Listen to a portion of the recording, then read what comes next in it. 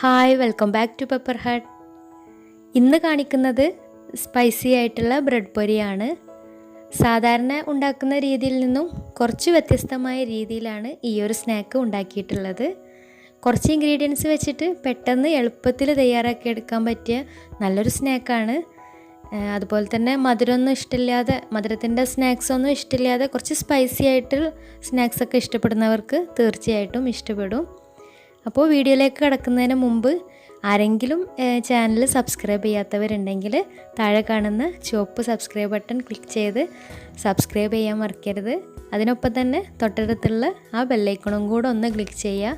എന്നാൽ ഇനി ഞാൻ പുതിയ വീഡിയോസ് ഇടുമ്പോൾ അതൊക്കെ നോട്ടിഫിക്കേഷൻസ് ആയിട്ട് കിട്ടുകയും ചെയ്യും. അപ്പോൾ ഈ ഒരു സ്നാക്ക് ഉണ്ടാക്കാനായിട്ട് ആദ്യം തന്നെ ഒരു മിക്സിയുടെ ജാറെടുത്ത് അതിലേക്ക് 2 മുട്ട പൊട്ടിച്ചൊഴിക്കുക. ഇനി വേണ്ടത് പച്ചമുളകാണ്. ഇത് അത്യാവശ്യം നല്ല എരിവുള്ള മുളകായതുകൊണ്ട് ഒരു പച്ചമുളകാണ് എടുത്തിട്ടുള്ളത്. അപ്പോൾ നിങ്ങളടുത്തുള്ള മുളക് എരിവ് കുറഞ്ഞതാണെങ്കിൽ 2ഓ 3ഓ എടുക്കുക. പിന്നെ വേണ്ടത് ഒരു ചെറിയ സവാള. അപ്പോൾ വലുതാണെങ്കിൽ അതിൻ്റെ പകുതി മതിയാവും. അപ്പോൾ അത് കഴുകി വൃത്തിയാക്കി ചെറിയ കഷ്ണങ്ങളാക്കി മുട്ട ഒഴിച്ചിട്ടുള്ള മിക്സിയുടെ ജാറിലേക്ക് ഇട്ടുകൊടുക്കുക.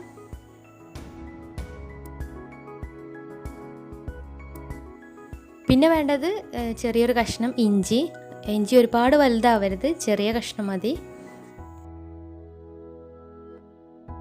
പിന്നെ നല്ലൊരു ഫ്ലേവറിന് വേണ്ടിയിട്ട് കുറച്ച് കറിവേപ്പില, കുറച്ച് മല്ലിയില, പാകത്തിന് ഉപ്പ് കൂടി പോവരുത്, കുറച്ച് ഇട്ടെടുത്താൽ മതി. ഇനി ഇവയെല്ലാം കൂടെ നന്നായിട്ട് അരഞ്ഞ് വരുന്നവരെ മിക്സിയിലിട്ടിട്ട് നന്നായിട്ടൊന്ന് അരച്ചെടുക്കുക. അപ്പോൾ ബ്രെഡ് പൊരിച്ചെടുക്കാനുള്ള ബാറ്റർ റെഡി ആയിട്ടുണ്ട്. ഇനിയൊരു പാന് സ്റ്റൗവിൽ വെച്ചിട്ട് ഫ്ലെയിം ഓണാക്കി ഒന്ന് ചൂടായിട്ട് വരുമ്പോൾ അതിലേക്ക് 2 ടേബിൾ സ്പൂൺ നെയ്യ് ഒഴിച്ചു കൊടുക്കുക. നെയ്യ് ഒന്ന് ചൂടായിട്ട് വരുമ്പോൾ ബ്രെഡ് എടുത്ത് നമ്മൾ നേരത്തെ റെഡിയാക്കി വെച്ചിട്ടുള്ള ബാറ്ററിൽ 2 ഭാഗവും മുക്കിയിട്ട് പാനിൽ വെച്ച് കൊടുക്കുക. ഇതുപോലെ ബാക്കിയുള്ള പീസും ചെയ്തെടുക്കുക.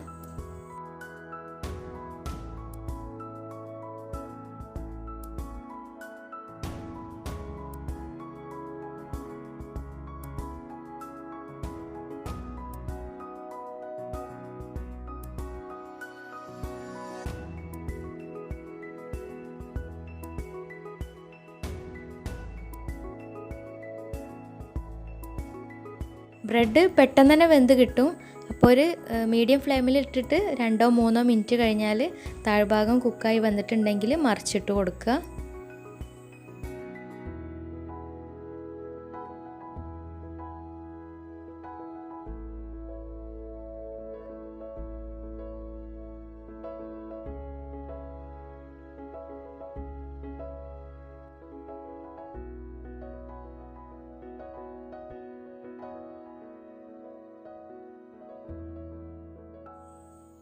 രണ്ട് ഭാഗവും കുക്കായി വന്നാൽ പാനിൽ നിന്ന് മാറ്റുക, വേറൊരു പാത്രത്തിലേക്ക് മാറ്റുക.